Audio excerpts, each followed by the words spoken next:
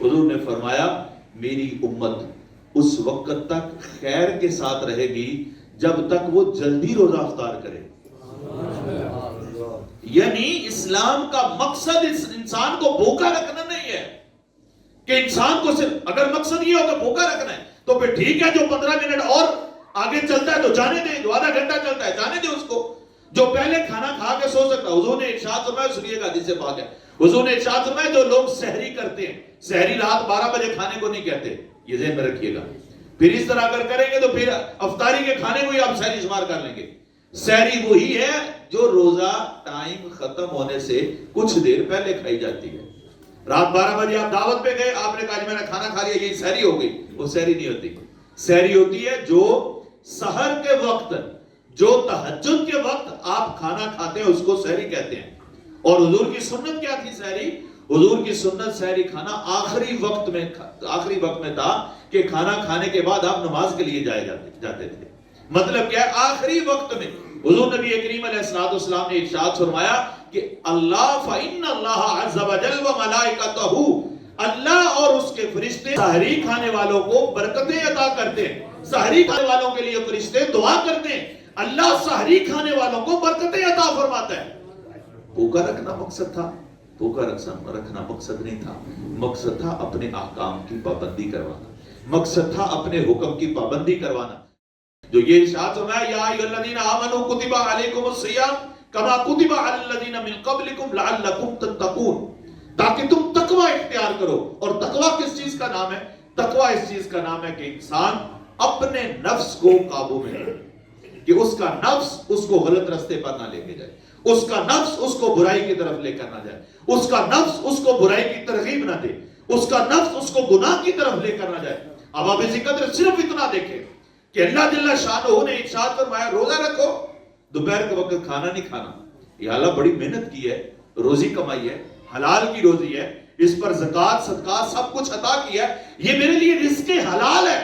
تو روزے کی فرضیت ہمیں بتاتی ہے کہ اللہ رب العزت یہ واضح اعلان کرتا ہے کہ دیکھو کہ میرا بندہ میرے حکم پر جو اس نے روزی حلال کمائی ہے, اس کا رزق حلال ہے, سب کچھ حلال ہے اس کے لیے, طاقت بھی اس کو ہے, بھوک بھی اس کو لگی ہوئی ہے, دیکھو یہ خالی میرے حکم پر اپنا وہ رزق حلال کھانا بھی چھوڑ چکا ہے. تو بندہ جب رزق حلال کھانا چھوڑ دے, حلال کاموں کو چھوڑ دے, طلب ہونے کے باوجود حلال چیز پینا چھوڑ دے, جو اللہ کے حکم پر اتنا کرتا ہے, وہ گناہ پھر کیسے کرے گا؟ لیکن آپ اپنے ذکر یہ نعمت انہی کے لیے ہے جو روزہ بولیں ہماری بیٹھے ہیں, یہ نعمت انہی کے لیے ہے جو روزہ, یہ احساس انہی کے ہاں پیدا ہوگا جو روزہ رکھتے ہیں. یہ احساس, یہ نعمتیں, یہ اللہ کی رضا, اور رضا تو پھر کیا ہی کہنے, فرشتے لگا رکھے ہیں اللہ نے نمازوں کے لیے, 27 نمازیں لکھ دینی,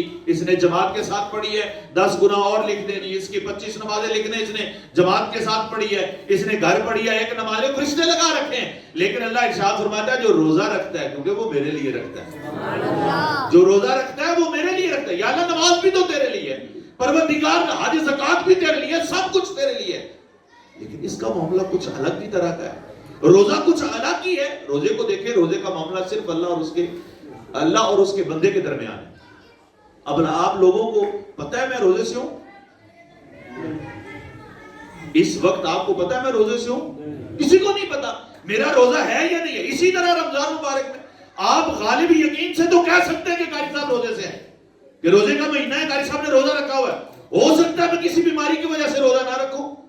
روزے کا تعلق صرف اللہ اور اس کے بندے کے درمیان ہے. جب میں نماز پڑھ رہا ہوں تو آپ دیکھ رہے ہیں کہ یہ قاری صاحب جناب رکوع کر رہے ہیں, سجدہ کر رہے ہیں, قیام کر رہے ہیں, سب دیکھ رہے ہیں. حج کرنے گیا ہوں تو ہزاروں لوگوں نے مجھے دیکھا ہے. میں اگر زکوٰۃ دیتا ہوں تو زکوٰۃ دیتے ہوئے جو بندہ لے رہا ہے اس کو بھی پتہ ہے, ہر کام میں دوسرا بندہ شریک ہے. لیکن روزہ ایسا معاملہ ہے کہ جو اللہ اور اس کے بندے کے درمیان ہے. اور پھر اس پر یہ بھی ہے, میں اکیلا ہوں گھر میں تنہا, میں نے کوئی چیز کھا لی, کسی کو کیا پتا, صرف اللہ کو پتا ہے, یہ بندے کو پتا ہے.